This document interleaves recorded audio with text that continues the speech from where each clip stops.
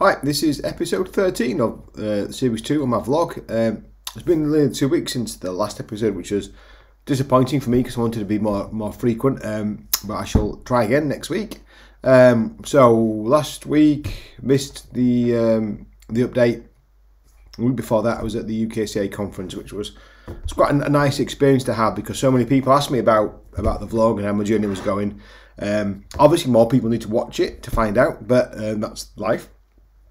But it was nice to have known that plenty of people had experienced it, and I'm actually not talking to myself for the sake of it, although that was the purpose at the end of the day.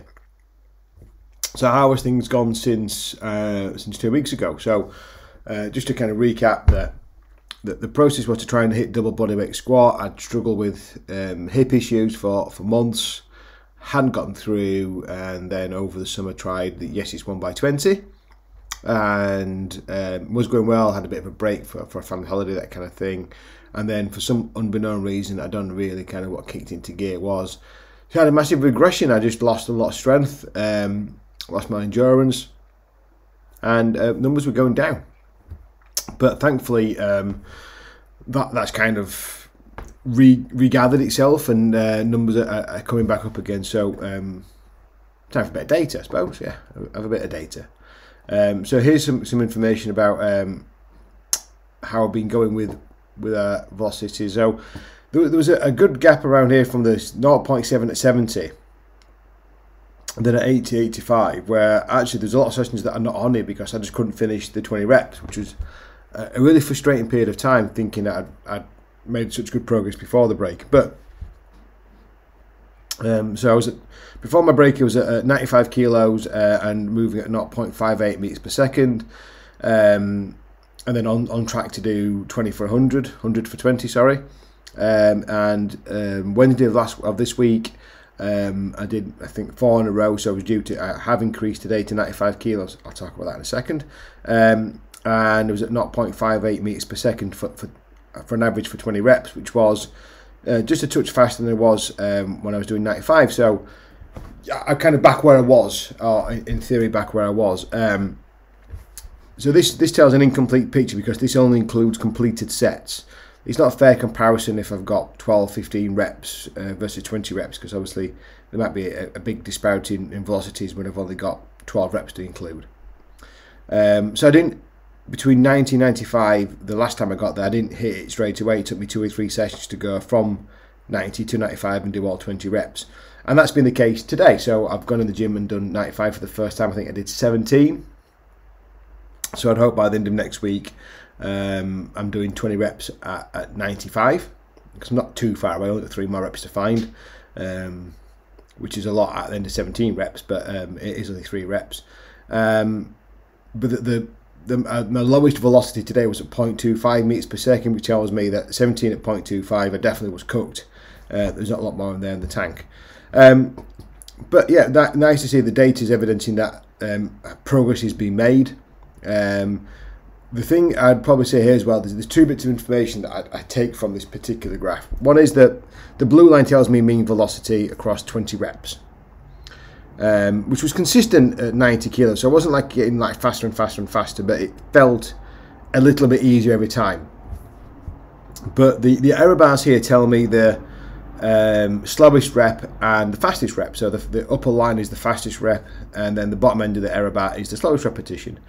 So at 90 kilos, you can see here that it was roughly the same, but there's a slight increase. So the slowest rep in the last kind of attempt at it wasn't quite as slow as the first time at 90 kilos, but you saw a massive jump in the fastest rep. So look at really simple biomechanics, force mass times velocity. So I was able to apply more velocity to the same mass, means I'm expressing more force, so got stronger. Is a simple way of making it, or very complex way of saying something very, very simple, which is my way really, I suppose. So that's good news. So I'm kind of on the way back. A little bit of hip irritation again. I just got to keep on top of that one, and that's largely because I've kind of rushed into the gym to try and get 20-30 minutes done in between the business of life, and not take enough time to keep on top of that soft tissue work and the movement prep work that I need to do to keep on squatting and getting stronger. So that'd be the constant kind of friction between finding time to do it and finding time to do the mobility work that allows me to do that. But again, today, no hip pain, and done 95 for the first time since probably early summer. Not complete the reps, but good news is on the horizon, I think. The other piece to the puzzle was he started off with a goal to increase or decrease body mass, because dead simply, the less I weigh, the less I have to squat, which is key. Do double body weight squatting. If I can make that number lower, then it's not as much to squat. But yeah, makes life a lot easier. But the implicit idea behind that is that the weight loss is coming from body fat rather than from lean tissue, because if I'm losing lean tissue, the goal gets further and further away. So if I lose a lot of body fat, then it should become easier. If I lose muscle tissue, it should get harder. So, and the other part about it I spoke quite a lot about, I was quite open with, was it was taking a lot of mental energy away from me to have a body weight measurement every single day, especially when numbers didn't go down, they went up. It just wasn't helping. So I moved into more anthropometric measurements, segment girth measurements, hip waist ratio particularly, and doing that once a week. Body weight fluctuates quite rapidly, even within a day. You'll see a lot of fluctuations, whereas your girth measurement shouldn't really be shouldn't fluctuate that much. So a once a week measurement is okay, but if you only got weighed once a week, I think they'd be open to some reliability issues. So this is what I've been doing for the past since July, so quite a few months, and the trend is down really. So the bottom line here is leg girth. So this is the right thigh, so it stays at 64 and it has kind of bounced around, but it's put on at 64 all the time, so my legs aren't getting smaller. That's good.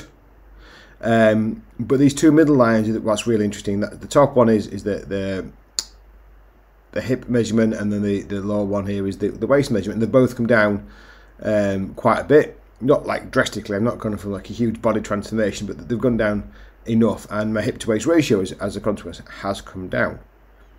Body weight is down a little bit as well. Now I would like it to come down more, obviously, but I'm happy that the trend is for it to be continually on the way down. And whatever that's the case, what that means is my body composition is changing. So if my leg girth stays the same and my hips and waist are getting smaller, that should mean that I am getting rid of kind of body fat and maintaining lean tissue. I hope that's how the theory goes.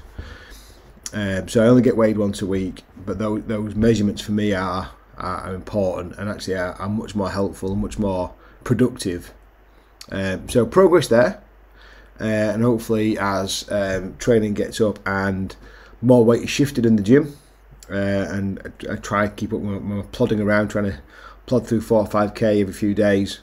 My aerobic capacity goes up, burning through more calories, and generally speaking eat healthier, although last week I've eaten too much. So again, open honest, don't expect a huge amount of body weight shift this week, just because I know I've not been as disciplined as I'd like to have been food wise.